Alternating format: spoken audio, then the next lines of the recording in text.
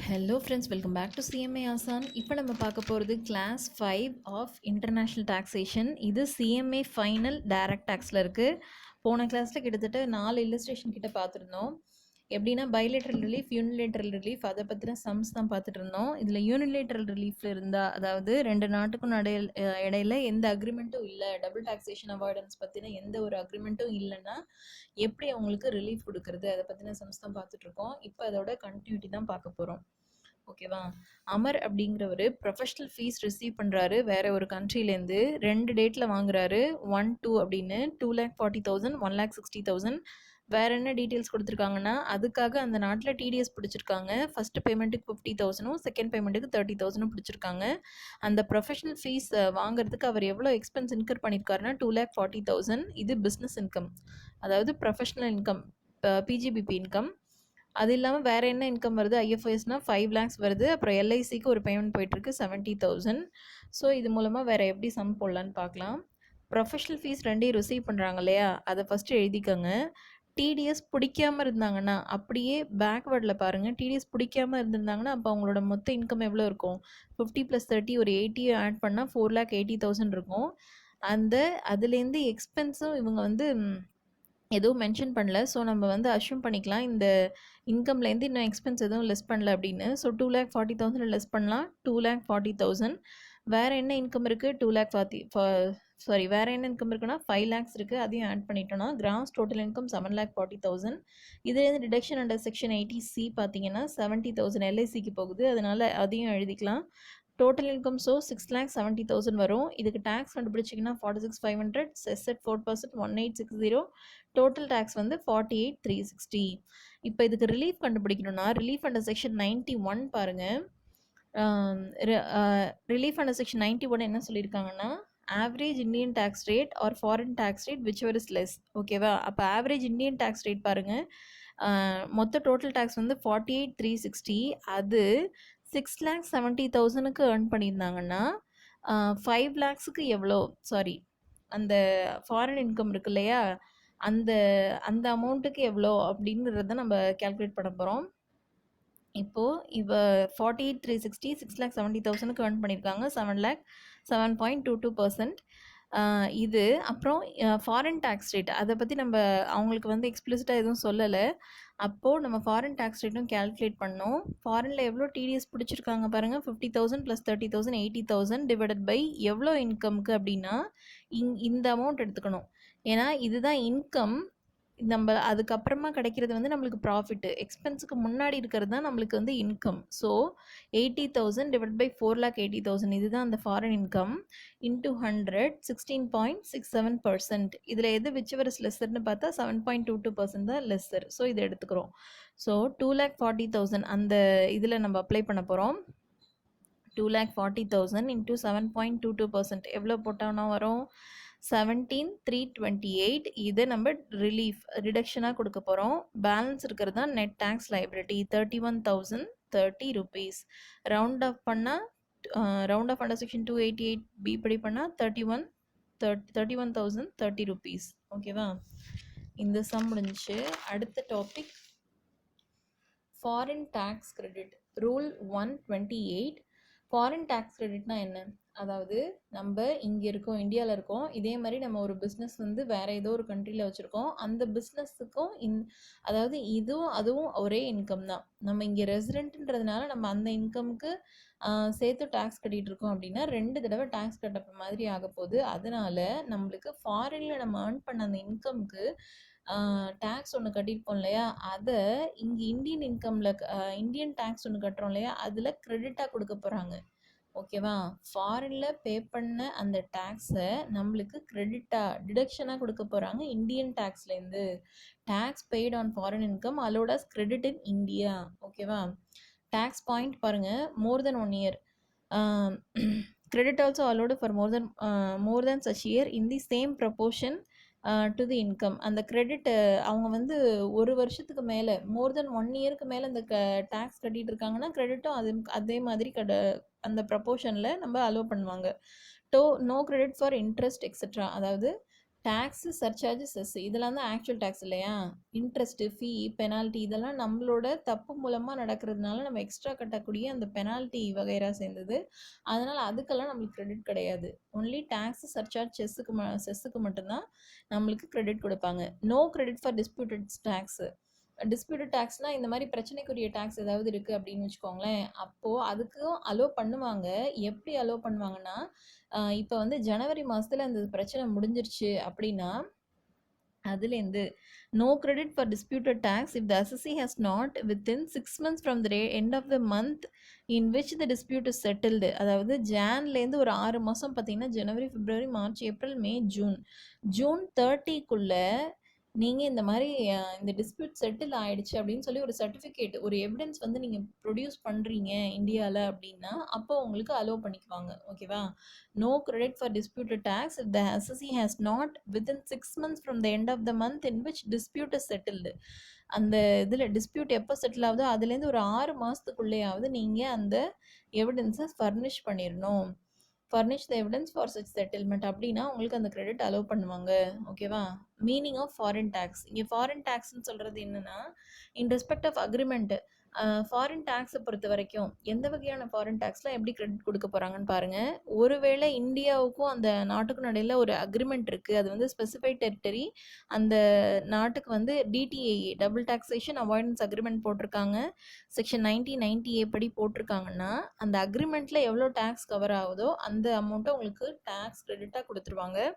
அப்படி இல்லை, இந்த மாதிரி எந்த அக்ரிமெண்ட்டுமே இல்லைன்னா tax payable under the laws of that country ஒரு ஸ்பெசிஃபைட் டெரிட்டரி, அந்த நாட்டுப்படி நீங்கள் எவ்வளோ டேக்ஸ் கட்டியிருக்கீங்களோ அதை கிரெடிட்டாக கொடுப்பாங்க. அதுதான் ஃபாரின் டேக்ஸ் அப்படின்னு சொல்கிறது. ஓகேவா? Next tax point. இதில் என்னெல்லாம் டேக்ஸ் பாயிண்ட் இருக்குன்னா, the credit of foreign tax shall be the aggregate of credit for each source of income. நீங்கள் ஒரு 5 சோர்ஸ் ஆஃப் இன்கம் வச்சுருக்கீங்கன்னு வச்சுக்கோங்க, அது எல்லாத்துக்குமே டேக்ஸ் கட்டுறீங்கன்னா அந்த எல்லாத்தோட அக்ரிகேட்டாக சேர்த்து தான் உங்களுக்கு கிரெடிட் கொடுப்பாங்க. The credit shall be whichever is lower tax payable on such income அல்லது foreign tax paid on such income. அந்த கிரெடிட் வந்து ரெண்டுக்கும் விச் எவர் இஸ் லோயர், இந்த ரெண்டு அமௌண்ட்டுக்கும் கம்பேர் பண்ணி எது விச் எவர் இஸ் லோயரோ அதுதான் கிரெடிட்டாக கொடுப்பாங்க. என்னென்னா அந்த இன்கம்க்கு நீங்கள் எவ்வளோ டேக்ஸ் கட்டணும், இல்லை டேக்ஸ் ஆல்ரெடி ஃபாரின் டேக்ஸ் எவ்வளோ பே பண்ணியிருக்கீங்க, அது ரெண்டையும் கம்பேர் பண்ணி விச் எவர் இஸ் லெஸ் தான் கிரெடிட்டாக இருக்க முடியும்.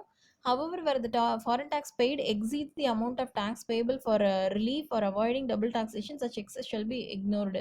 ஒருவேளை ஃபாரின் டேக்ஸ் பே பண்ணியிருக்கீங்கல்ல, அது நீங்கள் இங்கே இந்தியாவில் கட்டக்கூடிய அந்த அமௌண்ட்டை வந்து இந்தியாவில் கட்டக்கூடிய டேக்ஸை விட எக்ஸீட் ஆகிடுச்சு, இங்கே வந்து நீங்கள் ஒரு 100 ரூபா கட்டணும், ஆனால் அங்கே ஒரு 200 ரூபா கட்டியிருக்கீங்க அப்படின்னு வச்சுக்கோங்களேன். அந்த 200 ரூபாயும் உங்களுக்கு ரிலீஃப் கொடுக்கறதுக்காகவும் டபுள் டாக்ஸேஷன் அவாய்ட் பண்ணுறதுக்காகவும் இருக்கிற இந்த மாதிரி ஏதாவது ஒரு காரணங்களாக இருந்துச்சுன்னா அந்த எக்ஸஸை இக்னோர் பண்ணிடணும்.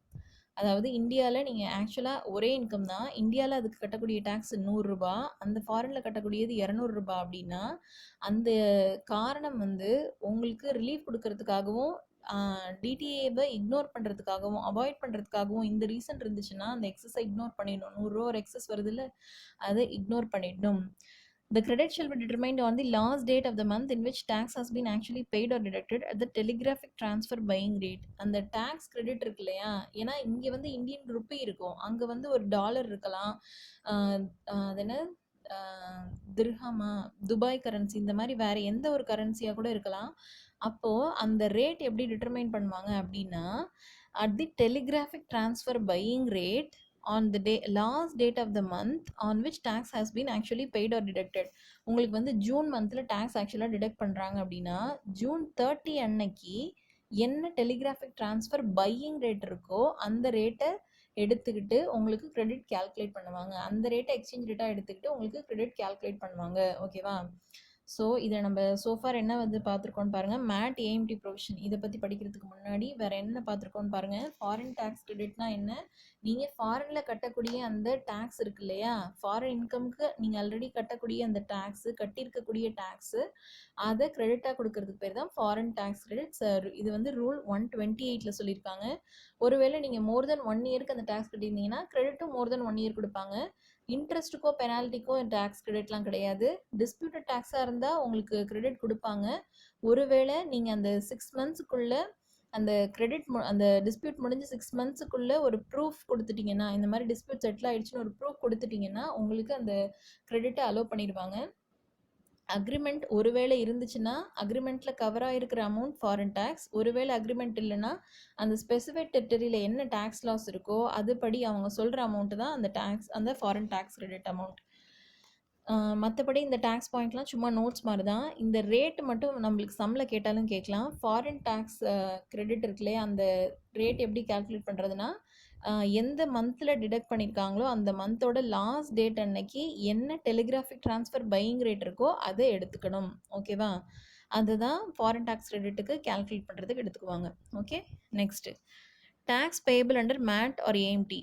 ஒருவேளை இப்போ இந்தியாவில் நீங்கள் கட்டுற அந்த டேக்ஸ் வந்து மேட் அல்லது ஏஎம்டி ப்ரொவிஷன் படி வருதுன்னு வச்சுக்கோங்களேன். மேட்டுக்கு வந்து மினிமம் மல்டி டேக்ஸ்னு ஒரு நம்ம ப்ரொவிஷன் படிச்சிருப்போம் இல்லையா, 115 ஜேபி ஆர் ஜேசி. இது நான் இன்டர் போர்ஷனுக்கு நடத்தலன்னு நினைக்கிறேன். ஃபைனல்லையும் இது இருக்குது. ஃபைனலில் தான் இது இருக்குது. இது கண்டிப்பாக நம்ம படிக்கணும். இது கண்டிப்பாக சொல்கிறேன். 115 ஜேபி அல்லது ஜேசி படி ஒருவேளை டேக்ஸ் பே பண்ணுறீங்க அப்படின்னா, இது வந்து ஒரு ஸ்பெஷல் ப்ரொவிஷன் அப்படின்னு சும்மா ஒரு ஹிண்ட்டுக்கு ஞாபகம் வச்சுக்கலாம். நார்மல் ப்ரொவிஷன்னா இந்த மாதிரி இந்த ப்ரொவிஷன் வராமல் நம்ம வேறு நார்மலாக எப்போவும் எப்படி டேக்ஸ் கால்குலேட் பண்ணி போட்டுட்ருப்போம், அதை வந்து நார்மல் ப்ரொவிஷன் அப்படின்னு சொல்லிக்கலாம். In case taxes payable under section 115 JB or JC, foreign taxes allowed against such tax as like normal provision. நீங்கள் நார்மல் ப்ரொவிஷன் படி டேக்ஸ் எப்படி கால்குலேட் பண்ணுவீங்களோ அதே மாதிரி 115 ஜேபி ஆர் ஜேசி படி நீங்கள் டேக்ஸ் கால்குலேட் பண்ணிங்கனாலும் உங்களுக்கு கிரெடிட் அலோவ் பண்ணலாம். அதுக்கும் இதுக்கும் எந்த சம்மந்தமும் கிடையாது. இதுவும் நார்மல் ப்ரொவிஷன் தான், அதுவும் இது வந்து ஒரு ஸ்பெஷல் ப்ரொவிஷன் சொல்லலாம். இங்கே எப்படி நார்மல் ப்ரொவிஷன் கால்குலேட் பண்ணி எப்படி நீங்கள் டேக்ஸ் கிரெடிட் அலோவ் பண்ணுவீங்களோ அதே மாதிரி தான் இந்த 115 ஜேபி ஜேசி யூஸ் பண்ணி கால்குலேட் பண்ணியிருந்தாலும் உங்களுக்கு கிரெடிட் அலோவ் பண்ணுவாங்க. where foreign tax credit against tax payable under section 115 JB or JC. ஒருவேளை இந்த ப்ரொவிஷன் யூஸ் பண்ணி உங்களுக்கு கிரெடிட் ஒன்று கால்குலேட் பண்ணியிருப்பாங்கல்ல, இந்த ப்ரொவிஷன் படி இந்தியாவில் டேக்ஸ் கட்டுறீங்க, அதுக்கு ஃபாரின் டேக்ஸ் கிரெடிட்டும் அலோவ் பண்ணுறாங்கன்னு வச்சுக்கோங்க. ஒருவேளை அந்த அமௌண்ட்டு எக்ஸீட் ஆகுது. எது எக்ஸீட் ஆகுதுன்னா, ஒருவேளை நார்மல் ப்ரொவிஷன் படி யூஸ் பண்ணி உங்களுக்கு ஃபாரின் டேக்ஸ் கிரெடிட் கண்டுபிடிச்சிருந்தா, இது வந்து இந்த ஃபாரின் டேக்ஸ் கிரெடிட்டு ஒரு 200, இது வந்து ஒரு 100ன்னு வச்சுக்கோங்களேன்.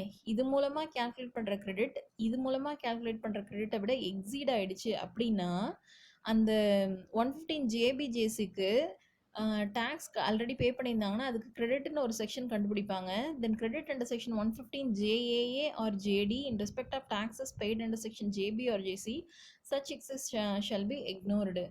அதாவது ஒருவேளை இந்த மாதிரி ஸ்பெஷல் ப்ரொவிஷன் யூஸ் பண்ணி வர tax credit normal provision use பண்ணி வர டேக்ஸ் கிரெடிட்டை விட எக்ஸீட் ஆகிடுச்சுன்னா, அப்போது இந்த மாதிரி ப்ரொவிஷனுக்குன்னு ஒரு கிரெடிட் இருக்குது, கிரெடிட் கண்டுபிடிக்கிற ப்ரொவிஷன் இருக்குது. 115 JAA or JD in respect of taxes paid under section JB JC then such excess shall be ignored.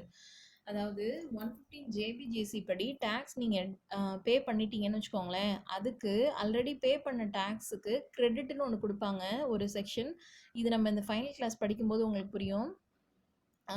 இதில் எப்படி நம்ம டேக்ஸ் ஆல்ரெடி பே பண்ணதை வந்து கிரெடிட்டாக கேட்குறோம், ஃபாரின் டேக்ஸில் பே பண்ண இன்கம் வந்து கிரெடிட்டாக கேட்குறோம், அதே மாதிரி இங்கேயும் ஆல்ரெடி பே பண்ண ஒரு டேக்ஸை கிரெடிட்டாக கேட்பாங்க. அப்போது இந்த கிரெடிட்டை நம்ம இக்னோர் பண்ணிடணும். இது வந்து இந்த எக்ஸஸ் இதை விட இந்த அமௌண்ட் இருக்கு இல்லையா, இந்த ஃபாரின் டேக்ஸ் கிரெடிட் இதை விட எக்ஸீட் ஆயிடுச்சு அப்படின்னா இந்த credit under section 115 JAA or ஜேடியை இக்னோர் பண்ணிடலாம். ஓகேவா? Such excess shall be ignored. Next documents required for credit. நீங்கள் ஃபாரின் டேக்ஸ் கிரெடிட் கேட்கணுன்னா என்னென்னலாம் டாக்குமெண்ட் கொடுக்கணும், ரிட்டர்ன் ஆஃப் இன்கமோட என்னென்னலாம் டாக்குமெண்ட் ஃபர்னிஷ் பண்ணணும். ஸ்டேட்மெண்ட் ஆஃப் இன்கம், உங்களோட ஃபாரினில் நீங்கள் என்ன ஏர்ன் பண்ணீங்க, எவ்வளோ ஏர்ன் பண்ணீங்கன்ற அப்படின்ற ஒரு ஸ்டேட்மெண்ட் ஆஃப் இன்கம் கொடுக்கணும். எவ்வளோ டிடிஎஸ் அதுக்கு கட்டியிருக்கீங்க, எவ்வளோ டேக்ஸ் உங்களுக்கு பிடிச்சிருக்காங்க அப்படின்ற அந்த டீட்டெயில்ஸ் வந்து ஒரு ஸ்டேட்மெண்ட் கொடுக்கணும். In form number 61. இந்த ஃபார்ம் நல்லா ஞாபகம் வச்சுக்கோங்க, ஒன் வேர்டில் கேட்பாங்க. ஃபார்ம் நம்பர் 67 கொடுக்கணும். Statement of nature of income or TDS from.